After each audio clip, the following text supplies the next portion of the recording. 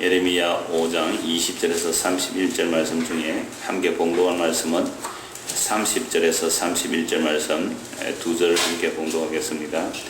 이 땅에 무섭고 놀라운 일이 있도다. 선지자들은 거짓을 예언하며 제사장들은 자기 권력으로 다스리며 내 백성은 그것을 좋게 여기니 마지막에는 너희가 어찌하려느냐. 아멘.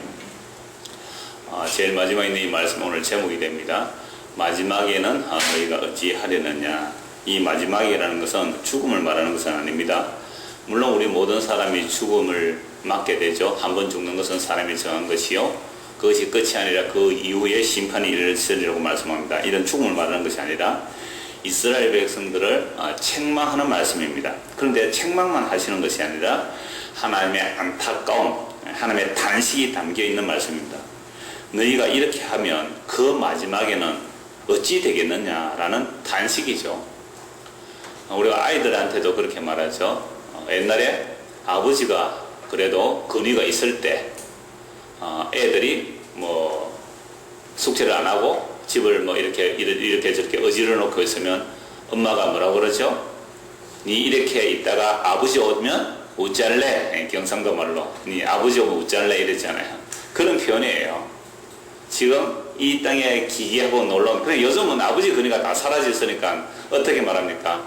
야, 니 엄마 오면 웃잘래 이래 됐잖아요. 이 종말의 현상이라고 내가 종종 말씀드렸습니다. 이 엄마 오면 웃잘래 이랬잖아요. 그래서 지금 이 땅에 무섭고 놀라운 일이 있는데 선지자들은 거짓을 예언하고 제사장들은 자기 권력으로 다스리는데 내 백성은 그것을 좋아하는 거예요. 그렇다면 이 마지막에 너희가 어찌하려느냐. 그러니까 하나님의 안타까움, 하나님의 탄식이 선지자를 통해 들려주고 있는 것입니다. 그러면 왜 하나님께서 이렇게 안타까워하고 탄식하느냐, 그 내용을 보려고 합니다. 20절 보시죠. 너는, 이 너는이라는 말에 각종 하나 달려있을 때인데 단수로 되어 있지만 원래 히브리 원문에 복수로 되어 있으면 너희는 이렇게 되어 있죠. 너는 이것을 야곱 집에 선포하며 유다에 공포하여 이르기를 어리석고 지각이 없으며 눈이 있어도 보지 못하며 귀가 있어도 듣지 못하는 백성의 이를 들을지어다 라고 말씀합니다. 요 너는 이라는 말이 단수로 한 것은 예레미야가 전하기 때문에 예레미야에게 하신 말씀이기도 되고요, 또 복수라고 하는 것은 이스라엘 백성들 전체를 말하고 있기 때문에 그럽니다. 그래서 야곱 집에 선포하고 유다에 공포하라 하는데, 야곱 집 이렇게 말할 때는 이스라엘 남북 전체를 말할 때 야곱이라고도 합니다. 그런데 뒤에 이어서 유다가 나오는 것을 보면 야곱 집은 북이스라엘 말하고 유다는 남유다를 말해요. 그러면 북이스라엘이 이미 멸망했거든요. 북이스라엘이 이미 멸망한 지 오래됐습니다. 남유다만 남았는데 북이스라엘도 이 말씀을 선포하라는 거죠. 그럼 남유다에도 이 말씀을 선포하라. 동시에 오늘 저와 여러분에게도 이 말씀을 선포하라는 내용이 되는 거죠. 그래서 하나님의 말씀이 살아있다는 게 이런 말씀입니다. 옛날 벌써 몇천 년 전의 구약시대의 말씀이 아니라 오늘 우리에게도 동일하게 말씀하고 있는 것이죠. 그래서 이 말씀을 선포하라 라고 말하는데요, 21절에 어리석고 지각이 없으며 눈이 있어도 보지 못하며, 여러분 눈이 있어도 보지 못하는 걸 뭐라 그래요? 우리는 당달봉사 그랬어요. 청맹관이 그러죠. 청맹관이. 눈이 뭘 뜨고 있으면서도 보지 못하는 청맹관이. 그 다음에 귀가 있어도 듣지 못한다는 것은 기머거리죠. 자, 그들 보고 들으라 이러잖아요. 그럼 눈이 있어도 보지 못하고 귀가 있어도 듣지 못하는 자들에게 들으라 한다고 들을 수 있고 보라고 한다고 볼 수가 있겠느냐 이 말씀이죠. 오늘 이 말씀을 좀 중심으로 살펴보려고 하는데요, 우리가 지난주 주일낮에 청년의 시간에 어떤 청년이 그랬어요. 우리가 말씀의 교제를 쭉 나누다가 목사님 질문했습니다. 저는 참 믿음이 없습니다. 내 그래도 교회 좀 다니려고 했는데 이 믿음이 없는데 어떻게 믿음이 생깁니까? 그래서 제가 이렇게 말씀했어요. 믿음은 들음에서 나옵니다. 말씀을 들어야 믿음이 생기죠. 근데 뭐 한 달에 한 번 나오고 뭐 청년회도 잘 안 오고 이러니까 믿음이 생기겠어요? 근데 이렇게 또 말씀드렸어요. 믿음은 들음에서 나오는데 로마서 11장 보면 들음은 그리스도의 말씀을 들어야 돼요. 로마서 10장에 나오는 말씀입니다. 믿음은 들음에서 나오고 들음은 그리스도의 말씀을 들어야 되는데, 우리가 잘못된 것을 계속해서 들으면 그게 믿음이 되어버려요. 그러니까 북한의 어린 아이들이 태어나면서부터 계속 잘못된 것을 세뇌받아 있으면요, 정말로 그게 진리인 줄 알잖아요. 그래서 나중에 청년이 되고 세상에 눈을 뜨고 보니까 아, 내가 속았구나 해서 그렇게 탈북을 많이 하게 되지요. 그런 것처럼 신앙도 마찬가지예요. 잘못된 정보를 계속 들으면 그게 진짜인 줄 믿는단 말이에요. 그래서 들으면 그리스도의 말씀을 들어야 돼요. 그러니까 바른 복음을 들어야 바른 믿음이 생기죠. 엉터리 복음을 들으면 다른 복음, 다른 예수, 다른 영이 있다고 바울 사도가 말씀했잖아요. 그러니까 다른 복음을 들으면 다른 믿음이 생긴단 말이죠. 그런데 들으려면 선포하는 자가 있어야 되잖아요. 선포하려면 보내심을 받아야 돼요. 그래서 하나님께로 보내심을 받은 자는 바른 복음을 선포하고 그 바른 복음은 그리스도를 증거하는 겁니다. 구약이나 신약이나. 그래서 그리스도의 말씀을 제대로 들으면 그게 믿음이 자라는 것이죠. 그래서 말씀 들어서 했는데 오해 또 갔습니다. 오늘 일이 있어서 또 가야 된다고. 그러니까 보세요. 있는 자는 받아서 넉넉하게 되지만 없는 자는 그 있는 것조차도 빼앗기리라고 말씀했거든요. 그러니까 믿음이라는 것은 믿음을 하나님께서 우리에게 은혜의 선물로 주셨단 말이죠. 그러면 그 믿음이 더 자라려면 계속해서 그리스도의 말씀 복음을 들어야 돼요. 근데 안 듣고 나 믿음 없는데 어떻게 하면 됩니까? 안 들으니까 계속 그때 믿음이 조금 있다라고 생각한 것조차도 없어지고 빼앗기고 없는 거예요. 그래서 제가 종종 말씀드리잖아요. 여러분들이 한 3개월 동안 뭐 하나도 말씀 보지도 듣지도 기도도 찬송도 안 하고 저 혼자 저 시골에 가서 한번 살아보십시오. 그래 한 6개월 지나보십시오. 내가 예수 믿는 사람인지 아닌지 모른다니까요. 그래서 말씀은 들음에서 나오고 들으면 그리스도의 말씀을 들어야 되는 겁니다. 그런데 지금 예레미야 선지자를 통하여 이 남쪽 유다 백성들에게 들으라라고 하죠. 들으라. 그러니까 들으라고 하는데 문제는 뭐냐면 어리석고 지각이 없어서 눈이 있어도 보지 못하고 귀가 있어도 듣지를 못하는 거예요. 그래도 들으라고 하는 겁니다. 여러분, 이 어리석고 지각이 없다는 것은 지난 주일 낮에 에베소 4장 말씀을 통하여 하나님의 생명에서 떠나 있는 자들의 특징이 뭐였습니까? 어리석었죠. 어리석은 무지함이에요. 그러면 하나님의 생명에서 떠나서 무지하고 어리석은 자들은 세상에 지혜 없다는 말이 아니에요? 우리나라에서 제일 잘 사는 사람이 누구예요? 예수 믿는 사람이에요? 안 믿는 사람이에요? 안 믿는 사람이잖아요. 그 사람이 어리석은 거예요? 얼마나 머리가 좋았으면 그렇게 돈을 많이 벌겠어요? 그러니까 세상에서 지혜롭고 똑똑한 자는 하나님의 생명에서 떠난 자들이 세상에서 지혜롭고 똑똑하단 말이에요.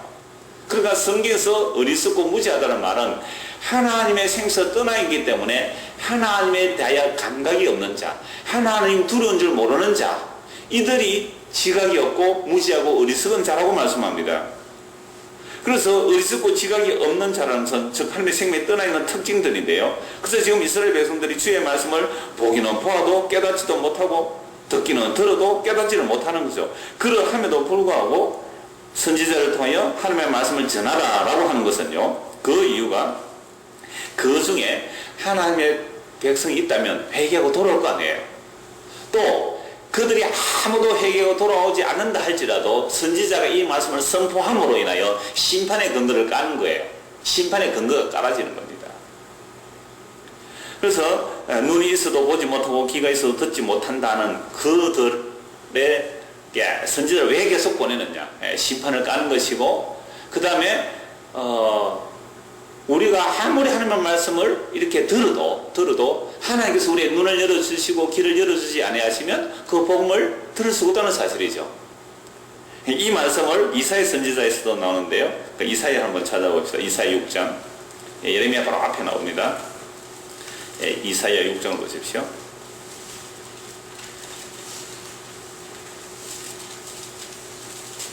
1절입니다. 우시야 왕이 죽던 해에 내가 먼저 우시야 왕은요, 교만해져서 자기가 제사 지내려고 하다가 분양하려고 하다가 문둥병 들은 자죠. 그래서 우시야 왕이 죽던 해, 문둥병 들었다가 죽은 자죠. 죽던 해에 내가 먼저 주께서 높이 들린 보좌에 앉으시는데 그의 옷자락은 성전에 가득하였고 서랍들이 모시고 있었는데 각기 6날개가 있어 그 둘로는 자기의 얼굴을 가렸고 그 둘로는 자기의 발을 가렸고 그 둘로는 날며서로 불러 이르되 거룩하다 거룩하다 거룩하다 만군의 여호와여 그의 영광이 온 땅에 충만하도다 하더라. 이같이 화답하는 자의 소리로 말하며 문지방의 터가 요동하며 성전의 연기가 충만하지라. 이사야 선지자가 한 명의 영광을 보았죠. 천사들이 거룩 삼창하는 그 영광 앞에서 자신이 어떻게 드러나느냐 하니까 5절입니다. 그때 내가 말하되 화로다 나여 망하게 되었도다. 나는 입술이 부정한 사람이요 나는 입술이 부정한 백성 중에 거주하면서 만군의 여호와이신 왕을 배웠음이로다 하였더라. 우시야 왕이 문둥병 걸려 죽었다 그랬죠. 교만해서 자기가 스스로 분양하려고 하다가 문둥병이 들었는데요.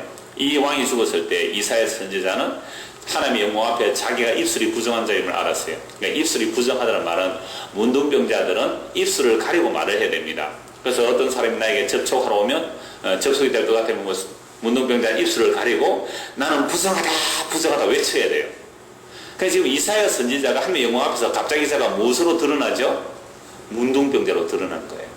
그러면 선지자가 하나님 앞에 하나님의 말씀을 쓰는 선지자가 하나님의 영광 앞에서 자기가 온몸이 다 문둥병자로 드러나는 거예요.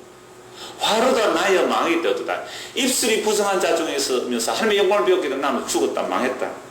그때 그 천사 중에 하나가 부젓가락으로 제단에 집은 핀 숯을 손에 가지고 내게로 나눠서 그것을 내 입술에 대며 이르되 보라 이것이 내 입에 닿았으니 내 악이 지하해졌고 내 죄가 사해졌느니라 하더라. 제단 숯불엔 재물을 불을 태우는 것이 재단이잖아요. 그 재단에서 불 태워지면 심판을 말하는 겁니다. 이 예수님의 심판으로 인하여 정하게 된다는 것을 보여주시죠. 그때 음성이 들립니다. 8절에 내가 또 주의 목소리를 들으니 주께서 이르시되 내가 누구를 보내면 누가 우리를 위하여 갈고 하시니 그때 내가 이르되 내가 여기 있나이다 나를 보내소서 하였더라. 여호와께서 이르시되 가서 이 백성이 이르기를 너희가 듣기는 들어도 깨닫지 못할 것이요 보기는 보도 알지 못하리라 하여 이 백성의 마음을 둔하게 하며 그들의 귀가 막히고 그들의 눈이 감기게 하라. 염려하건대 그들이 눈으로 보고 귀로 듣고 마음으로 깨닫고 다시 돌아와 고침을 받을까 하노라 하시기로. 참 놀랍죠. 주여 나를 보내소서 했다면 내가 가서 뭘 해야 됩니까? 여러분들 우리 옛날에 청년의 수련 때 이런 주제 많이 했잖아요. 주여 나를 보내소서. 여름 수련의 주제. 그래서 주여 나를 보내소서. 그래서 뭐하러 가자 이거죠? 빨리 전도하러 가자. 저 몽골에 선교하러 가자 해서 막 단기 선교도 가고 막 전도하러 가잖아요. 근데 주님께서 이사야 선지자를 보내면서 가서 뭘 해야 되는데요? 가서 눈을 감겨버리고 길을 막아버리라. 그래서 주께로 돌아오지 못하게 하라. 세상에. 이게 사명이었어요. 그럼 왜 눈을 감겨버리고 길을 막아야 하느냐 하면 스스로 돌아올까봐 두렵다는 거예요. 스스로 돌아올까봐. 그러니까 주께로 돌아갈 수 있는 것은 어느 누구도 스스로 돌아갈 수 없다는 말씀입니다. 왜 에덴 동산에서 쫓겨난 자들은 천사가 두루 도는 화염금으로 지키고 있기 때문에 생명나무로 나갈 수가 없어요. 생명나무로 가는 길이 차단된 겁니다. 그래서 하나님 쪽에서 생명을 주시지 않는 한 우리는 그 어떤 누구도 스스로 생명 쪽으로 나갈 수가 없는 자들이 되었단 말이죠. 이걸 이사야 선지자를 통해 보여주는 겁니다. 그러면 아무도 들을 자가 없잖아요. 방금 우리가 예레미야 5장에서 예레미야 선지자를 통하여 이들에게 가서 전하라. 이들은 무지해서 눈은 보아도 보지 못하고 귀는 들어도 듣지 못하는데 그들에게 가서 전하라. 그 전하는 이유는 뭐라 그랬어요? 예, 비록 그들이 아무도 못 돌아올지라도 심판을 가는 근거가 된다 그랬잖아요. 그럼 이사야 선지자에게 그들의 눈과 귀를 막으라고 한 것은 그들이 스스로 돌아오면 안 된다는 겁니다. 스스로 돌아오면. 로마서 11장 32절 말씀에 그 말씀이 있습니다. 모든 사람이 불순종 안에 갇혀졌다. 순종하지 아니하는 가운데 가둬두었다. 하나님께서 율법을 가지고 모든 사람을 순종하지 않은 통 안에 가둬두 버린 거죠. 그래 아무도 순종해서 나올 사람이 없는 거죠. 그럼 어떻게 구원 얻는데요? 하나님의 긍휼로 구원 얻는다. 그래서 우리가 구원 얻었다는 것은요, 내가 하나님 앞에 이것 잘하고 저것 잘해서 구원 얻을 자가 한 명도 없어요. 다 눈이 멀었고 귀가 가려졌어요. 귀가 막혔고 눈이 막혔습니다. 그런데 눈이 막히고 귀가 가려졌는데 스스로 나는 본다, 나는 스스로 듣는다 하고 찾아간 그 하나님은 어떤 하나님이라고요? 우상이었다는 거예요. 그게 마귀였다 그러잖아요. 그 예수님 말씀하시잖아요. 너희는 스스로 율법을 보고 너희는 스스로 율법을 지키면서 내가 하나님을 섬긴다고 왔으니까 그 하나님은 너희 아비는 마귀라 그래버렸잖아요. 여러분 놀라운 것이요. 근데 오늘 우리가 교회 나오면요, 불가능을 얘기하는 게 아니라 가능을 얘기하거든요. 전부 다 할 수 있다는 거 아닙니까? 긍정적 사고방식, 부정적 사고방식을 가지고 긍정적 사고방식을 가지고 희망을 가지고 뭔가 할 수 있다 하면 된다 하면 해보자 그러면 된다는 이야기잖아요. 성경은 전혀 그 말씀이 아니잖아요. 선지자 가서 뭐 해라고요?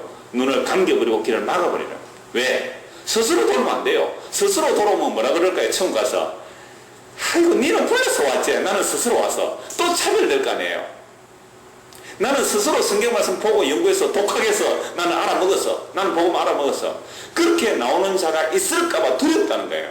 워낙 인간들이 지자랑을 잘해서 왔어. 선악과 따먹을 때 뭐예요? 요거 따먹으면 너도 하나님처럼 되리라 그랬잖아. 그 우리 속에 내장이 다 돼 있거든요. 지 자랑하고 싶은 거. 사람들이 왜 사느냐고 물어보면요, 지 자랑하는 재미로 산대요. 자기 자랑도 없으면요, 사돈의 팔촌까지 끌어가지고 억수로 친한 것처럼 막 자기 자랑하잖아요. 그렇잖아요. 완전 남인데 보면 남인데. 저도 자랑할 거 많아요. 이상호가 얼마나 인기 있는데요. 요새 또 드라마 안 나오대요. 한참 나왔던데. 그때 무슨 드라마 나왔어요? 우리 재밌다고 보았는데. 아, 오자령이 간다. 오늘도 빨리 마쳐야 또 너의 목소리가 들려보러 갈 건데, 그죠? 아, 그 목소리 들으려 하지 말고 주님 목소리 좀 들읍시다. 주님의 얼굴을 구해야 됩니다. 우리가 주님의 얼굴을 구하고 주의 음성을 들어야죠. 눈 딱 보면 들립니까? 그 목소리가? 저도 재밌어서 매번 봤습니다. 우리 딸이 그렇게 좋아하더라고요. 그렇죠. 자, 그래서 그러면 눈이 감기고 기가 막히는데 이사야 선지자가 그럼 아무도 구원 못 받잖아요. 그죠? 아무도 구원 못 받잖아요. 그래서 11절 보십시오. 이사야 6장 11절. 내가 이르되 주여 어느 때까지 그렇게 합니까? 라고 물었습니다. 주께서 대답하시되 성읍들은 황폐하여 주민이 없으며 가옥들에는 사람이 없고 이 토지는 황폐하게 되며 여호와께서 이 사람들을 멀리 옮기셔서 이 땅 가운데 황폐한 곳이 많을 때까지니라. 무슨 말씀이죠? 심판해서 다 망했다고 할 때까지 눈이 감겨지고 기가 막혀야 된다는 겁니다. 이 가옥이 불타고 성이 불타고 사람이 멀리 옮겨졌다 포로 잡혀간 거 완전히 망하도록 눈이 감겨야 되고 기가 막혀져야 돼요. 그래서 이사야의 큰 주제는 이사야의 아들의 이름인데요. 마할살랄 하사바서 뭐라고요? 노략이 급히 오리라. 심판이 오리라. 그리고 나서 스알야숲이 일어나는 거죠. 남은 자가 돌아오리라. 그래서 구원이라는 것은요, 반드시 심판이 일어나고 나서 나는 심판받아 마땅합니다 하고 나서 구원받아 나오는 것은 자기 사랑이 아니잖아요. 그래서 이사야 선지자도 화로다 나여 망하게 되었도다라고 고백하고 나서 제3이 선포되거든요. 그러니까 자기가 화로다 나여 망하게 되었다는 죄를 알고 그게 심판을 전제로 하고 심판을 겪고 나서 구원받은 자가 돌아오는 거죠. 그래서 13절 그 중에 10분의 1이 아직 남아있을지라도, 그러니까 전쟁해도 남는 게 있잖아요. 10분의 1이 남아있을지라도 이것도 뭐 한다고요? 황폐하게 되리라. 10분의 1이 남아있어도 그것조차도 황폐하게 되리라. 밤나무와 상수리 나무가 배임을 당해도 그 그루터기는 남아있는 같이 거룩한 씨가 이 땅에 그루터기니라. 그래서 하나님께서 심판하시는데요, 구약에서 북이스라엘만 멸망했고 남유다 멸망하잖아요. 그렇게 완전히 심판을 하셔서 10분의 1이 남았다 할지라도 10분의 1조차 다 심판하셔서 딱 하나만 남기겠다는 거죠. 그게 뭐죠? 거룩한 시. 누군지 알겠죠? 누구만 남기시는 거죠? 예수님만 남기는. 그래서 구약에 제가 전에 음악국으로 얘기했죠. 디크레센트라고 쫙 줄여갑니다. 아브라함의 자손들이 하늘에 별 갖고 바다에 몰아가 설제로 남은 자만 구원한다 그래. 그 남은 자를 쫙 줄여버려요. 아무도 없어.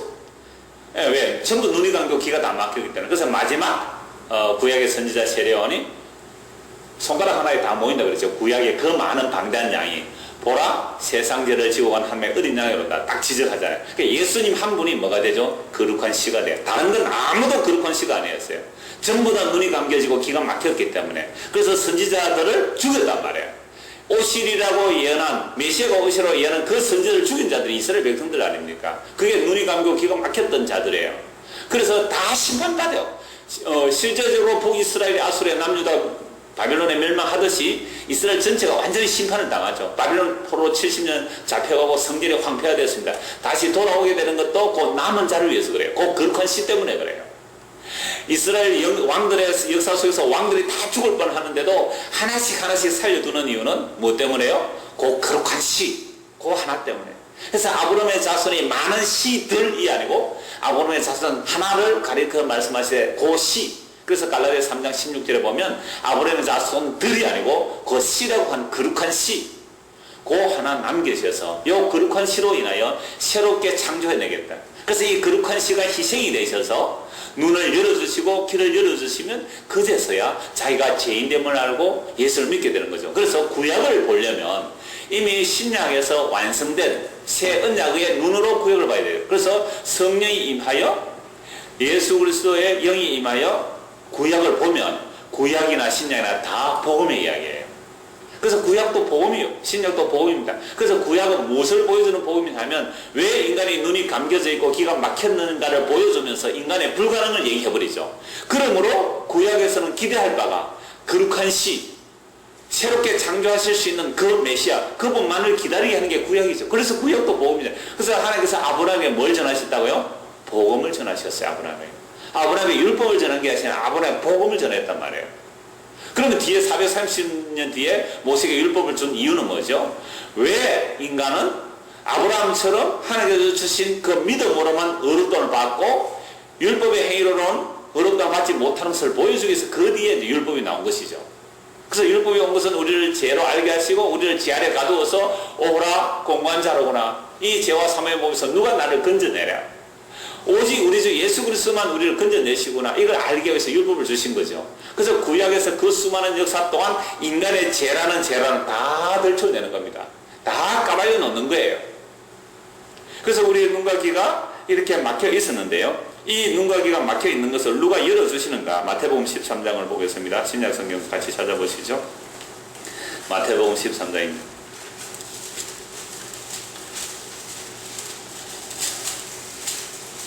이건 지난 우리 봄에 수련회, 정경의 수련회 때 이 말씀 좀 드렸는데요.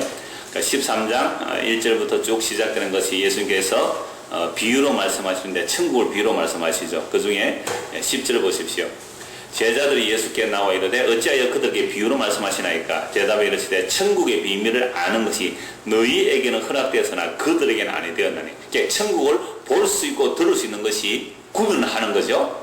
너희에게는 천국을 볼 수도 있고 들을 수 있는데 그들에게는 천국을 볼 수도 없고 들을 수도 없게 하기 위해서 뭘 하셨다고요? 비유로 말씀하는 거예요.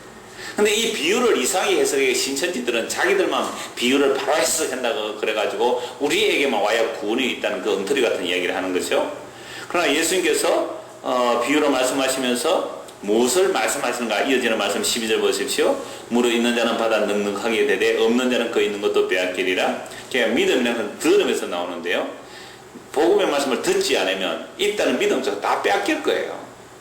그래서 복음의 말씀을 듣는 자는 들을수록 믿음이 자라게 되겠죠. 자, 13절. 그러므로 내가 그들에게 비유로 말하는 것은 그들이 보아도 보지 못하며 들어도 듣지 못하며 깨닫지 못함이라. 지금 예레미야 선지자, 이사야 선지자의 말씀을 예수님이 하시는 거예요.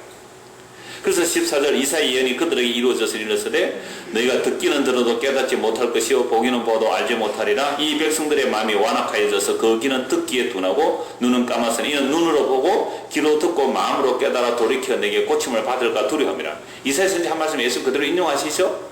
이들이 눈이 감기고 귀가 막혀 있는데 스스로 돌아오면 지자랑할 거 아니에요. 그래서 아예 돌아오지 못하도록 차단해라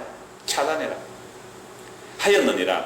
자, 16절. 그러나 모든 사람들이 다 눈이 감기고 귀가 막혔다 이 말입니다. 구약 전체를 통하여. 그러나 너희 눈은 봄으로 너희 귀는 들음으로 복이 있도다. 그러면 요 너희는 누구죠? 예수님께서 따로 천국을 말씀해 주는 그 무리들이에요. 그래서 내가 진실로 너희에게 이르노니 많은 선지자와 의인이 너희가 보는 것들을 보고 사이도 보지 못하였고 너희가 듣는 것들을 듣고 사이도 듣지 못하였느니라. 그러니까 많은 선지자들이 들으려고 하고 보려고 해도 듣도 보도 못했다 이 말이에요. 근데 너희는 지금 뭐하고 있죠? 듣고 보지 않느냐. 그러니까 제자들은 지금 누굴 보고 있어요? 메시아 예수 그리스도를 보고 있잖아요. 그래, 그게 뭐예요? 복이잖아요. 예수님 말씀은 뭐하고 있어요? 듣고 있잖아요. 그래서 그게 복이. 너희는 보고 들은 건 복이 있다 그랬잖아요. 그런데 예수님 말씀을 똑같이 보고 예수님을 똑같이 보고 예수님을 똑같이 들었는데 누가 믿었어요? 누가 믿었어요? 하나님의 택한 자만 믿었잖아요. 근데 그 믿음도 사실은 십자가 그냥 또 도망갔잖아요. 가룟유다만 배신한 게 아니라 베드로도 다 배신하고 다 도망갔잖아요. 그래서 나중에 성령이 임하고 나서 그들이 비록 배신할지라도 주께서 그들을 위하여 기도하고 계시니까 그들의 믿음이 떨어지지 않죠. 이제 그들이 성령이 임합니다. 그럼 오늘은 우리가 어떻게 예수님을 보고 들을 수 있나요? 오늘은 우리가 어떻게 예수님을 보고 예수님의 말씀을 들을 수 있나요? 꿈에 봐요? 꿈에 무슨 소리 들어요? 그거 엉터리예요. 그런 거 보고 들으면 안 됩니다. 그거 보고 들으면요 또 다른 예수 찾아 나간다고요. 오늘 우리가 예수님의 말씀을 듣고 보는 것은 기록된 말씀이에요. 이 기록된 말씀을 성령을 통하여 보게 되면 예수님의 말씀이 보이고 들려요. 보이고 들려요. 그래서 그 말씀이 살아있다 그랬습니다. 그래서 구약이나 신약이나 성령의 감동으로 기록되었기 때문에 성령께서 오늘 우리에게 이 말씀을 지금 우리가 듣고 있죠. 지금은 여러분들이 말씀을 듣고 있죠. 듣고 볼 때에 성령께서 역사해 주시면 무엇으로 보고 듣냐면 이 말씀을 보고 들을 때에 이사야 고백이 나오면 돼요. 화로다 나여 망하게 되었도다. 이 구약의 모든 그 악들이 자기의 모습이 들춰지면 그게 성경을 제대로 보고 듣는 거란 말이에요. 그때 화로다 나여 망하게 되었도다. 이 고백이 나오는 겁니다. 히브리서 4장을 보시죠. 히브리서 4장입니다.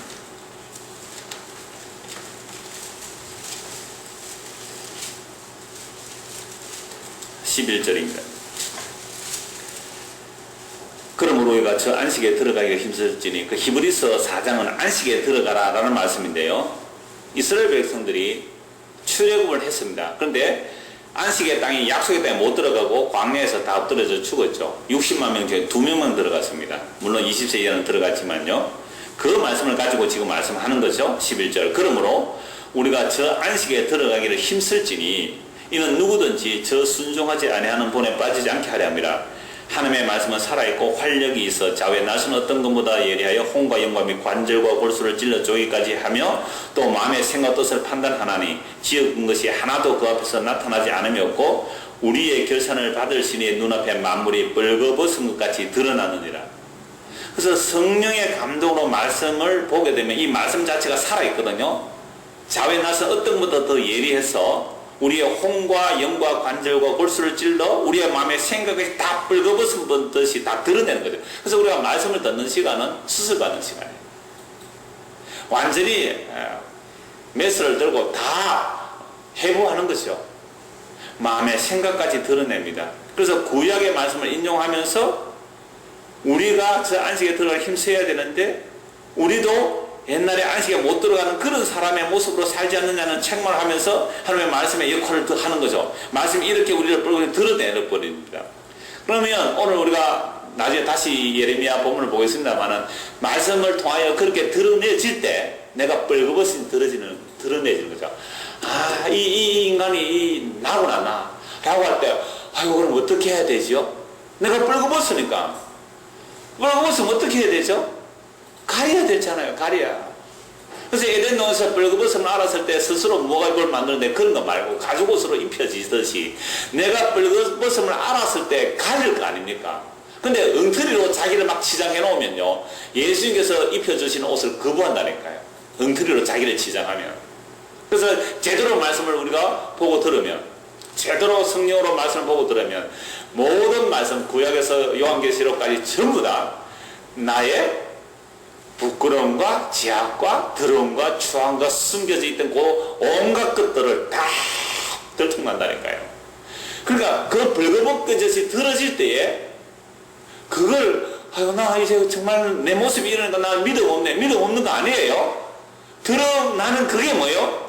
믿음 있는 모습이에요. 와 나 이렇게 더러운 자이구나 할 때 14절 보십시오. 그러므로 앞에 말씀 봤죠? 그러므로 우리가 말씀 앞에 수술받아서 벌거벗듯이 드러나야 그러므로 우리에게 큰 대제사장이 계시니 성천하신 이 곧 하나님의 아들 예수시라. 우리가 믿는 도를 굳게 잡을지어다. 믿는 도를 굳게 잡으라. 누구를 굳게 잡으라는 거죠? 우리의 큰 대제사장, 우리의 죄를 위해 단번에 죽으시고 단번에 부활하시고 단번에 하늘로 가신 그 성천하신 이 곧 하나님의 아들 예수님이 우리의 큰 대제사장이고 그래서 그분을 붙들으라. 그게 믿음의 돌이다. 아주 간단하게 말씀하고 있죠. 믿음의 도리가 뭐예요? 말씀 앞에 벌거벗은 듯이 드러나야 돼요. 그래야 우리를 대제사장이 하는 일이 뭐예요? 우리의 죄를 가려주고 우리의 죄를 덮어주고 우리의 죄를 용서해주는 게 제사장의 역할 아닙니까? 그 제사장이신 예수 그리스도 그 목마를 꼭 붙들더라 이 말이죠. 자기가 벌거벗은 줄 알지 못하면 예수 안 붙들어요. 그러니까 오늘 교회에서 벌거벗게 만드는 것이 아니라 자꾸만 가짜 옷을 치장하게 만드는 거예요. 이거 사서 옷 입혀, 이거 하고 저거 하고 이거 하고 이거 계속 그렇게 해서 자기 옷을 덕지덕지 입게 되면 예수 옷을 거부하게 하는 거예요. 얼마나 무서운 건지 알겠죠. 그래서 우리가 그동안 입고 있었던 옷, 집사라는 옷도, 장로라는 옷도, 권사라는 옷도, 목사라는 옷도, 주님 앞에서 다 벗겨져야 돼요. 그 옷으로 천국 가는 게 아니잖아요.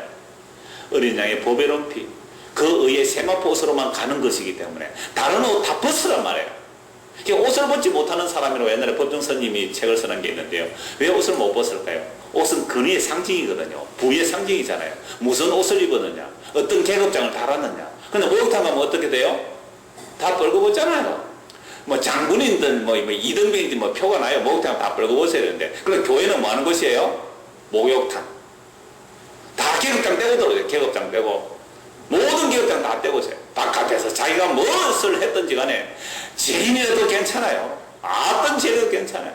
바깥에서 뭐 사장, 회장, 대통령, 계급장 다 떼고 와요. 다 떼고. 그래서 그것은 목욕탕. 그래서 어떤 목사님은 나는 목욕탕, 나는 때밀이 목사 이럽니다. 때밀어 주겠다는 목욕탕에서 때밀이 해주겠다는 때밀이. 그게 목욕탕이에요. 목욕탕. 시원하십니까? 에어컨 때문에 시원한 거 아니고요. 그래서 말씀 앞에 자기의 죄와 부끄러움들이 벌거벗이 드러나치는 그것을 은혜 받아. 왜? 그렇게 되어야만 뭘 붙든다고요? 대제사장이신 예수 그리스도 그분만은 꼭 붙들어요. 여기에 뭐라고요? 믿음의 도리. 너무 간단하죠? 믿음의 도리가 뭐예요? 예수님만 붙드는 거예요. 누구가, 그럼 어떤 사람이 예수님을 붙든다고요? 자기 죄와 부끄러움과 자기 죄와 비침을 아는 사람만 예수님을 붙들 거 아닙니까? 지가 착하고 그러면 예수님 안 붙들게 되죠. 자, 그래서 오늘도 성령께서 말씀은 우리를 벌거벗게 내는데 이제 본문을 보겠습니다. 예레미야 5장 22절입니다. 여호와의 말씀이니라. 너희가 나를 두려워하지 아니하느냐? 내 앞에서 떨지 아니하겠느냐? 하나님을 경외하는 것, 두려워하고 떠는 것, 하나님을 두려워 존경하는 것, 이게 신앙의 근본이에요. 하나님이 무서운 줄 모릅니다. 뭐가 무섭겠어요? 너희가 나를 두려워하지 않고 내 앞에 떨지 않겠느냐? 내가 모래를 두어 바다의 한계를 삼되 그것으로 영원한 한계를 삼고 지나치지 못하게 하였으므로 파도가 그 세계이나 그것을 이기지 못하며 뛰노나 그것을 넘지 못하느니라. 바다의 세력이라는 것은요, 구약 고대로 올라갈수록 바다는 굉장히 무서운 세력이었습니다. 그래서 옛날에는요, 배 타고 멀리 못 갔어요. 배 타고 좀 멀리 가면 어떻게 된다고요? 뚝 떨어져 죽는 줄 알고 배 타고 멀리 못 갔단 말이에요. 그 정도로 바다는 너무너무 무섭습니다. 그럼 바다 깊이 가서 한번 물에 빠져보면 실감 날 건데 얼마나 무서운지 몰래 바다는요. 조그만 배 타고 가서 바다 망망대해를 한번 나가보면 너무너무 무섭습니다. 바다가. 그 깊이를 헤아릴 수가 없거든요.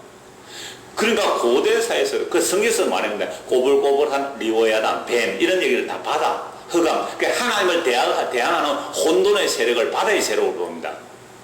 그 정도로 무서운 바다, 힘 있는 바다, 인간이 어떻게 바다를 이길 수 있겠어요?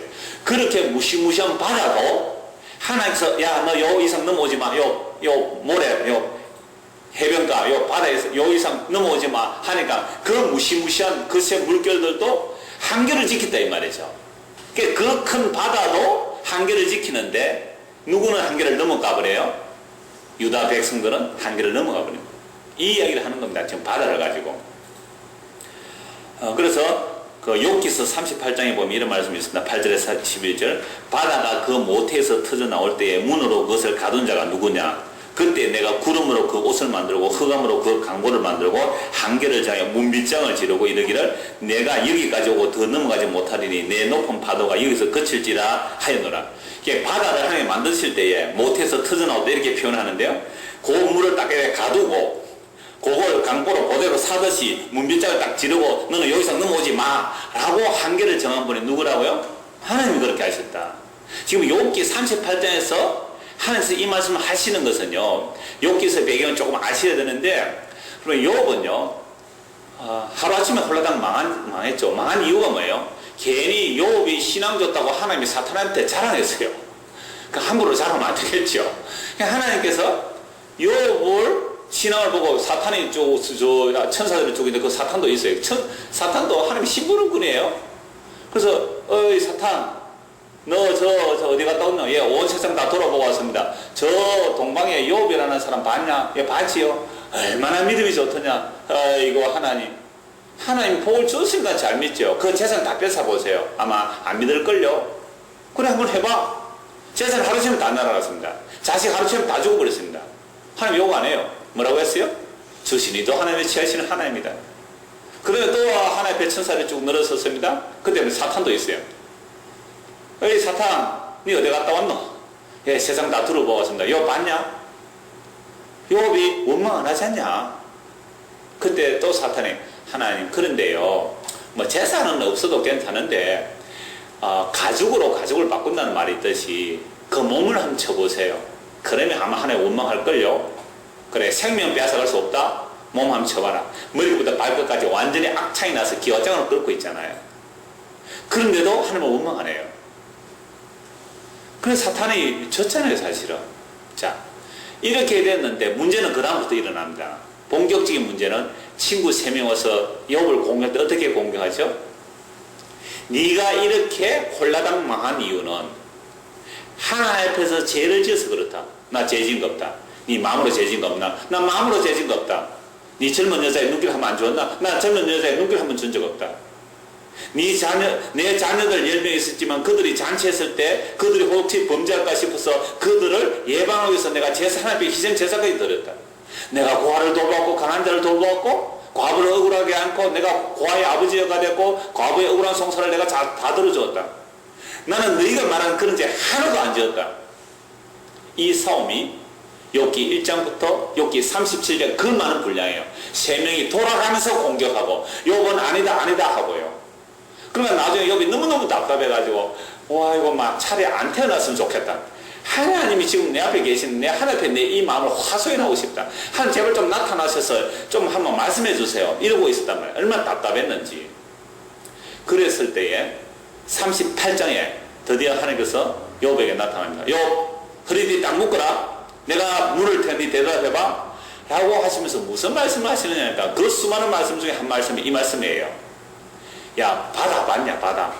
그 바닷물이 내가 한계를 정하니까 바다가 못 넘어온다. 욥이 그 말씀 물론 알았을 수 있죠. 하나님께서 바닷물을 넘어오죠. 그럼 이 말씀을 한 게 아니고요. 황무지에 비 내리는 이해를 아느냐? 까마귀 새끼가 배고파서 깍깍할 때 그 까마귀 새끼 먹을 것을 누가 주는지 아느냐? 저 산양 새끼가 언제 새끼 낳는지 아느냐? 이런 거 욥이 생각을 해봤겠어요? 욥도 자기 한계 내에서의 어려움이에요. 자기 말 안에서 배고픈 사람 도와줬고 자기 말 안에서 고아 돌봤지만 욥이 저 아프리카 사는 사람 생각했을까요? 욥이 저 까마귀 새끼 배고픈 거 한 번도 생각해봤지요? 없었단 말이에요. 뭐 경주에 어떤 체부자라는 사람은 자기 땅 안에 있는 사람들은 배고픈 자가 없도록 해라 그랬다고 그러대요. 그래서 뭐 6.25 전쟁 때도 지주들이 막 죽인다는데 그 사람 살아남았다는 얘기를 들었는데 근데 그 사람이 저 방글라데시에서 지금 고통 중에 병중에 죽어가는 그 사람 그거 생각해 봤을까요? 그러니까 우리가 아무리 의라고 하는 것도 내 한계 내의 의란 말이에요. 그러니까 욥이 이런 하나님의 말씀을 쭉 듣고 바다 얘기 딱 들었어요. 그래서 결국 욥이 하나님의 그 말씀 앞 듣고 뭐라 하냐면 주여 내가 잘 알지도 못하면서 함부로 까불었습니다. 내가 알지도 못하면서 하나님의 그 크고 넓으신 그 하나님의 뜻을 알지도 못하면서 내가 함부로 내가 입을 짓거렸나이다. 주여 나는 짐승과 같사오니 내가 이제 제 가운데 티끌 가운데 주여 내가 회개하나이다. 내가 전에는 주님의 말씀을 귀로 듣기만 했는데 이제 내가 주님을 봅니다 그랬거든요. 그 주님을 봅니다가 뭐겠어요? 정말 하나님 나타났나요? 아니요. 눈 시각으로 보는 게 아니에요. 하나님이 어떤 분인지 이제 알았다 이 말이죠. 하나님은 하시고자 하시는 대로 하시는 예측 불허의 은혜로운 하나님. 어떻게 감히 자기 의를 가지고 내가 하나님 한테 따져보고 싶습니다. 여러분 성경에서 가장 어려운 자가 누구예요? 욥이잖아요. 성경에서 가장 어려운 자가 욥이에요. 근데 그 욥마저 하나님 앞에서는 입을 가리고 회개하고 죄를 뒤집어서야 할 정도의 죄인이었단 말이에요. 이게 바다 얘기하는 겁니다. 바다 얘기. 그 바다, 그 흉흉한 세력인 바다 물결조차도 주님 앞에서 꼼짝을 못하고 예수님께서 갈릴리 바다를 꾸짖으시니 그 바다가 어떻게 되었어요? 잠잠해졌더라. 당신이 누구시길래? 당신이 누구실래? 이 바다를 잠잠케 하나이까? 그 예수님이잖아요. 그러니까 지금 유대 백성들이 바다도 하나님의 말씀을 거스르지 아니하고 순종하는데 유다 백성은 거스르고 떠났다 이 말입니다. 보십시오. 다시 본문입니다. 23절. 그러나 너희 백성은 배반하며 반역하는 마음이 있어서 이미 배반하고 갔으며 바다도 말을 듣는데 유다 백성이 말을 안 들었다 이 말입니다. 그래서 우리가 지금 성령으로 은혜를 입어서 예수를 믿게 되면요, 바다를 보면서도 뭐 할 수 있어요? 은혜를 너무너무 받을 수 있어요. 여러분 휴가 때 바다 가실 분 제발 가서 이런 은혜 받으세요. 이 말씀 보면서 야, 바다가 파도가 위오다 철석에다 물러가고 철석에서 물러가고 절대로 거기 바다를 이 모래를 못 넘어서는 거예요. 물론 갑자기 한씩 해일이 올 때가 있어요. 해일, 지진이 해일 올 때가 있지만 그 바다가 안 넘어오는 것을 보고서 뭐라 합니까? 저 바닷물도 하나님의 말씀에 순종하는데 어떻게 나는 날마다 하나님 반역하고 나는 날마다 하나님 그야 멀리 떠났는고 바다 앞에서 철철하게 무릎 꿇고 수영복 입고 회개하고 오시기 바랍니다. 아, 그게 흔하잖아요. 몸에 살아나갈 겁니다. 바닷가 가서 회개하고 오시면 되잖아요. 바닷가 가서 산에 가십니까? 그 산의 나무들이 이 무더위에 그렇게 잎을 피워내는 것, 그것들이 다 또 나옵니다. 그 다음에 24절 보십시오. 또 너희 마음으로 우리에게 이른 비와 늦은 비를 때를 따라 주시며 우리를 위해 추수기한을 정하시는 우리 하나님 여호와를 경외하자 말하지도 아니하니라. 여러분, 이른 비와 늦은 비가 와야 유대 땅에는 곡식이 돼요. 추수할 때, 씨 뿌릴 때 비를 와 주어야 곡식이 될 거 아니에요. 그러나 그렇게 비를 주시는 하나님, 그래서 추수를 정하시는 그 하나님을 경외하자고 마음으로도 말하지 않습니다. 여러분, 신앙이요, 굳어지면, 우리 마음이 굳어지면요, 여러분들이 일해서 월급 받아 살잖아요. 그거 당연한 듯이 여기면 또 이렇게 되는 겁니다. 내가 이렇게 일했으니까, 내가 회사 잘 다니니까 이렇게 월급을 받았지. 이렇게 마음이 굳어지면 이렇게 돼요. 심지어 나중에는 내가 얼마나 잘했으면 이렇게 구원받아, 이렇게 생각하는 거예요. 마음으로도 하면 생각하는 거예요. 그래서 밥 먹을 때 왜 기도해야 되죠? 밥 먹을 때 왜 기도해야 되죠? 이 밥이 어떻게 주어진 거예요? 우리 아빠가 열심히 일해서 밥이 입에 들어와요? 아니에요. 하나님께서 이른 비와 늦은 비를 주시지 않았으면, 추수할 때를 주시지 않았으면 그 밥풀 하나, 사랄 하나, 그 반찬 하나가 우리 입에 안 들어온단 말이에요. 그래서 하나님의 은혜를 입은 자는 밥 먹으면서도 정말 눈물 흘며 감격하며 감사하며 먹을 수 있는 거예요. 여러분, 입맛 없다고 짜증 부린 거 회개하시기 바랍니다. 그렇죠? 그러니까 우리의 마음이 얼마나 그런 만큼 완악하고 강팍하게 굳어 있어서 마음에 살찌고 윤택했으면 하나님을 모르고 산단 말이에요. 그 다음 말씀 계속 보십시오. 너희 허물이 이러한 일들을 물리쳤고 너희 죄가 너희로부터 좋은 것을 막았네. 하나님께로부터 오는 그 은혜들을 막았다 이 말이에요. 내 백성 가운데, 자, 이렇게 하나님 앞에 범죄하면 자연조차도 흉년을 주는데요, 내 백성 가운데 악인이 있어서 새 사냥꾼이 매복한 같이 지키면 덫을 놓아 사람을 잡으며. 그러면 새 사냥꾼이 새 잡는 거 굉장히 어렵습니다. 저도 시골에서 새 잡으려고 애를 썼는데 못 잡았습니다. 마당에 참새들 들어오는데 거기에 큰 바구니에 돌멩이 하나 딱 올려놓고요, 짝대기 딱 꽂아가 새끼줄을 딱 묶어서 딱 숨어 있어요, 저 마루 구석에. 그 다음에 거기다 벽지를 싹 뿌려놓거든요. 그럼 참새가 차차차 따라간다가 탁 멀리서 탁 당기면요, 그러면 참새가 얼마나 빨랐는지 다 도망가고 한 마리도 안 잡혔어요. 그런데 이 참새사는 얼마나 실력이 좋았는지 한번 17절에 세상에 새들이 가득한 같이 정말로 교묘하고 정말로 솜씨가 좋아야, 보세요, 26절, 내 백성 가운데 악인이 있어서 새 사냥꾼이 매복한 같이 지키며 덫을 놓아 사람을 잡으며. 딱 매복해서 새들을 딱 덫을 놓아 가지고요, 새들을 탁 잡는데 그 새 잡는 조롱, 새 잡는 통, 물고기 낚시하는 사람은 고기 잡는 어구, 거기에 가득하듯이 새 잡는 조롱에 새들이 가득했대. 얼마나 솜씨 좋아요. 자, 이게 새 사냥꾼을 말하는 게 아니라 무슨 사냥꾼이에요? 사람 사냥꾼이에요. 얼마나 교묘하고 얼마나 매복해서 사람들을 잡았는지요. 그래서 사람을 잡았어요. 사람을 그게 뭐예요? 살아있는 새를 잡으면 얼마나 잘 속여야 되겠어요? 사람을 그렇게 교묘하게 속이더란 말이죠. 27절. 세상에 새들이 가득한 같이 너희 집들에 속임이 가득하도다. 그러므로 너희가 번창하고 거부가 돼요. 집안에 전부 다 속인 물건들 뿐이란 말이에요. 부자가 되는데 번창하고 거부가 된 거예요. 어떻게 해서요? 속였어. 뿐만 아니고 그렇게 번창하고 거부가 되고 살찌고 윤택하며 또 행위와 심히 악하여 자기 이익을 얻으려고 송사 곧 고아의 송사를 공정하게 하지 아니하며 빈민의 재판을 공정하게 판결하지 아니하니. 보세요. 사람을 속여서 번창하고 거부가 되고 살찌고 윤택하게 되는 것. 여러분, 자본주의 사회라는 것은요, 재화가 한계가 있기 때문에 재화가 한쪽으로 몰리는 것을 부자라 그러잖아요. 그럼 재화가 한쪽으로 몰렸다면 그만큼 다른 사람은 가난해지는 거예요, 상대적으로. 자, 그런데 오늘날 이 교회에서는 뭐라고 하냐면 이 세상양꾼이요 속여가지고 번창하고 거부가 되고 살찌고 윤택했는데 이것을 교회에서는 복이라 그래요, 저주라 그래요?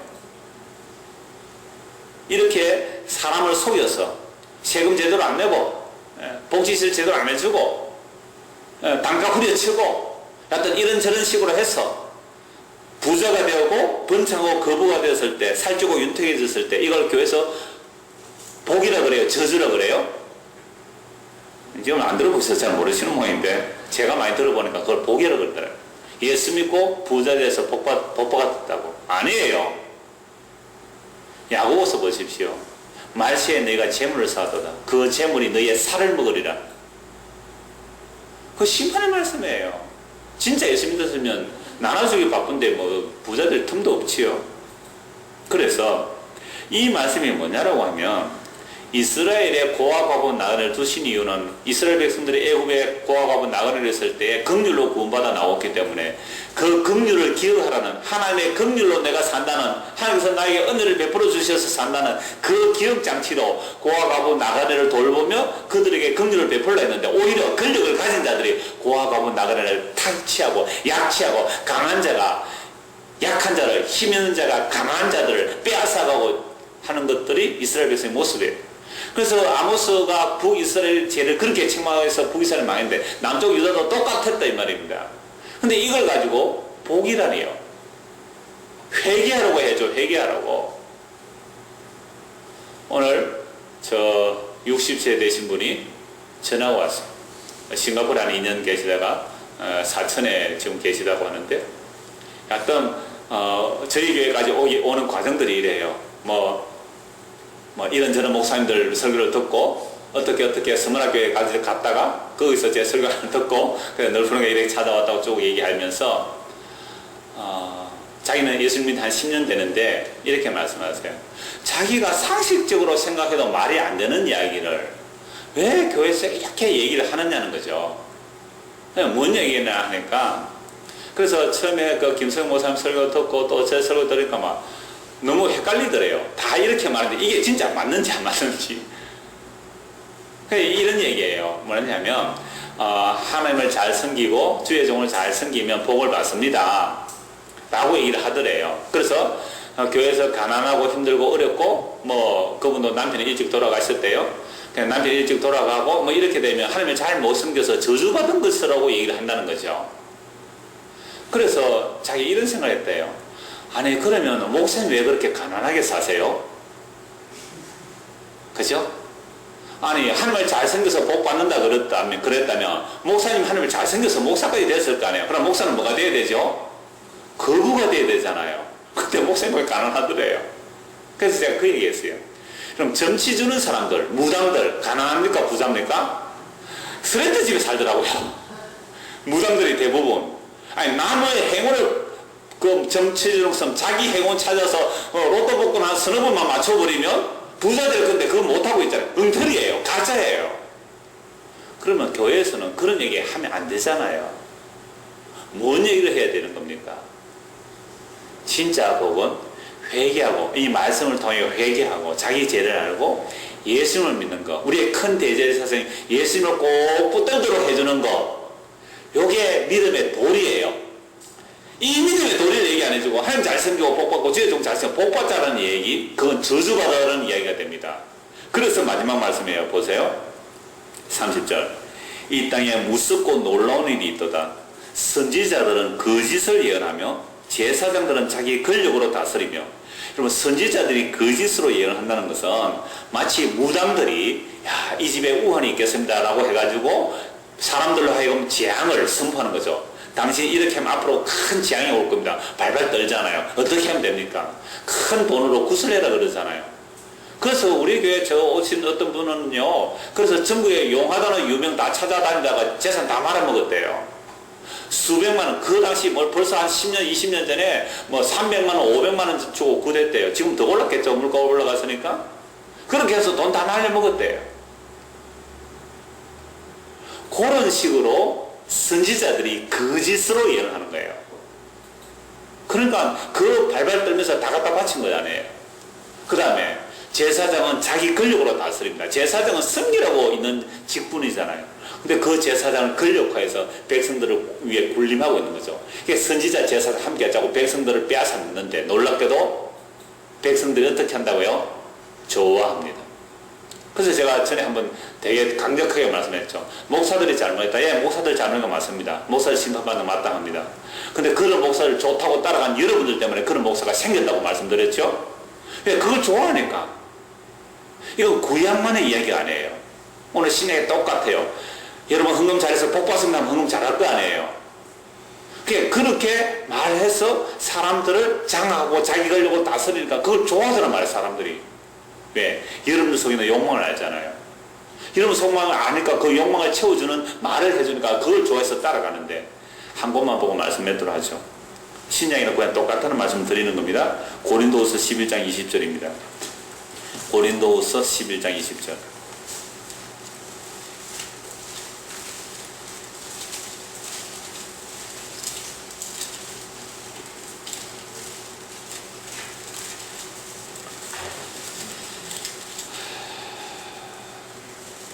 (19절) 20절 같이 읽겠습니다. 19절에서 20절.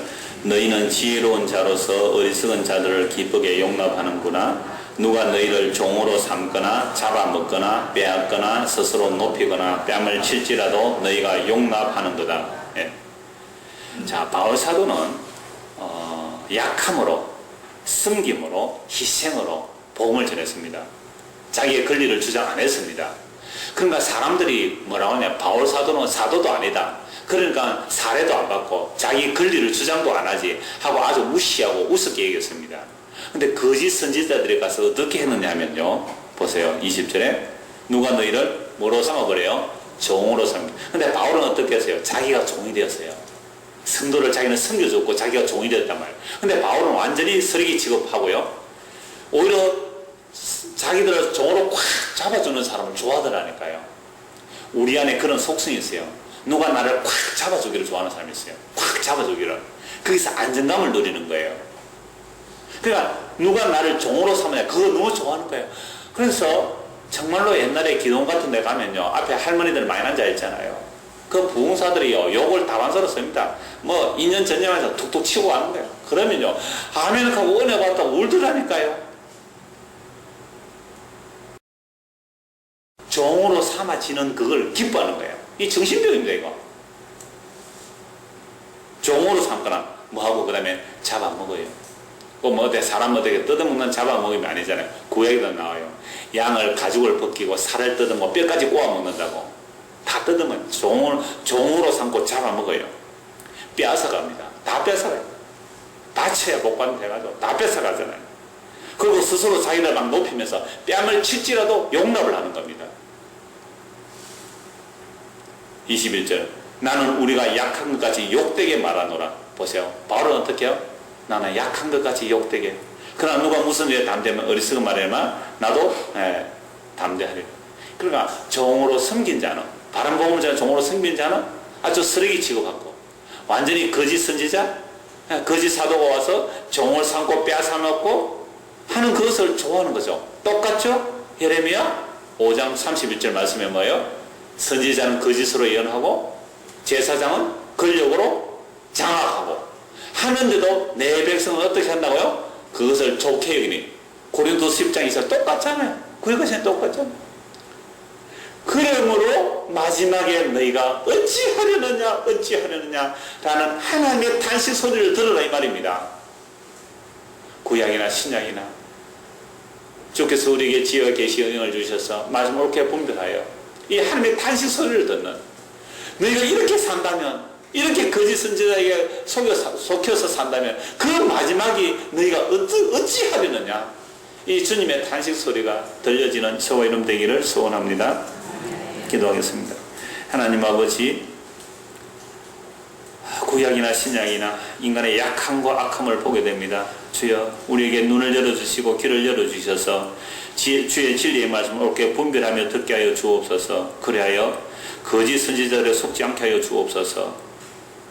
우리가 하나님의 말씀을 통하여 벌거벗은 듯이 우리의 모습이 드러나므로 어찌하고 단식할 때에 우리의 큰 대제사장 되신 예수 그리스도, 우리를 의롭다 하시고 거룩하게 하신 우리 주 예수 그리스도만 굳게 붙드는 믿음의 도리를 제대로 알아가는 우리 모두가 되게 하여 주시옵소서. 예수 그리스도 이름 받들어 기도드리옵나이다. 아멘.